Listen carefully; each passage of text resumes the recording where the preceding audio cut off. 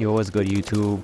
Mythos, and of course I'm bringing you another insane nuke gameplay, and I'm using the new best secondary meta in Modern Warfare 3 in Warzone, and that is the COR 45, especially with the conversion kit. Stick around because I'm gonna leak that class setup, and it's very secret, nobody knows about it. No, I'm kidding, but it's actually one of the best class setups that you can use in Modern Warfare 3 to get you on your first nuke if you haven't yet.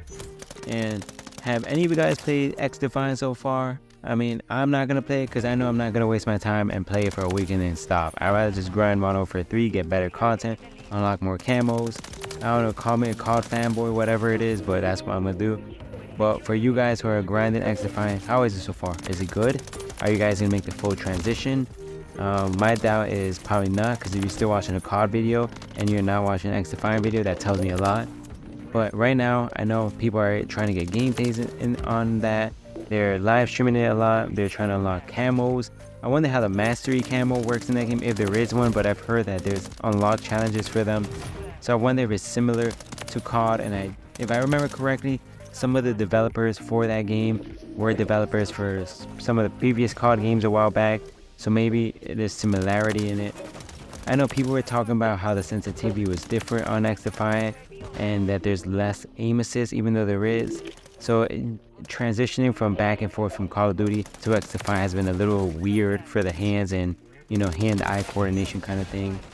I also find it very funny how many players went to X-Defiant this week since the release, and Activision released a double XP event this week for no reason. You know, there's no scheduled event, there's nothing, you know, an announcement.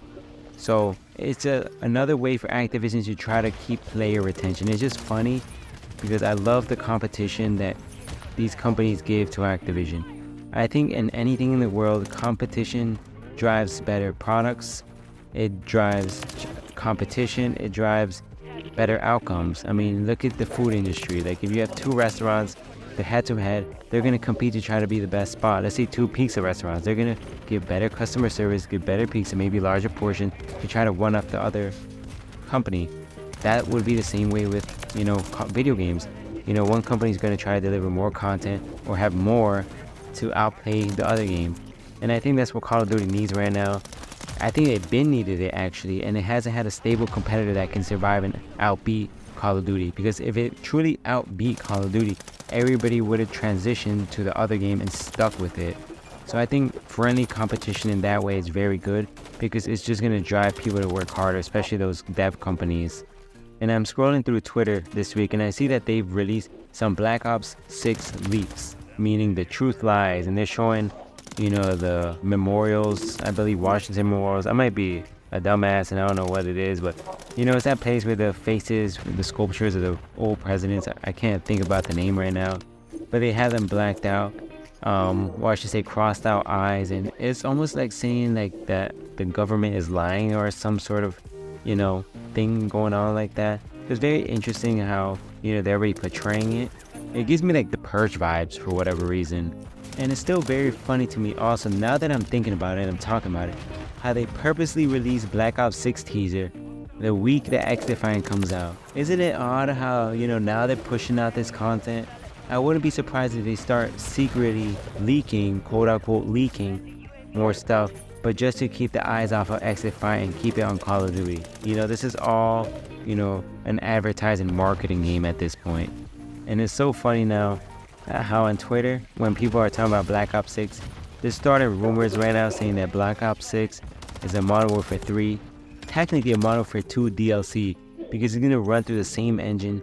So I'm really curious on how they're going to rework everything to make it more of a Treyarch-like game. Like, is it going to appear more cartoonish or arcade-ish? That's been in the past, who knows? But I'm very excited to see gameplay, you know, trailers coming out soon. And I'm definitely going to take a week off of work. I'm definitely grinding camos, getting that master camo that first week or two. Just locking in so I can start producing for you guys content. And if you guys haven't noticed, this is week 8 for season 3. So you guys can finally unlock the event or season mastery camo. So I'm definitely unlocking that this week. I know, honestly, to me it looks mid. It's mid.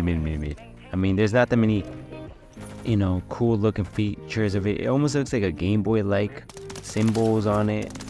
Honestly, last season was a lot better with the Raw and Inferno. Raw and Inferno was actually fire, literally no pun intended, but it was actually a good looking camo. This season's camo looks okay, actually below okay. The final week 8 reward was like a BP50 blueprint.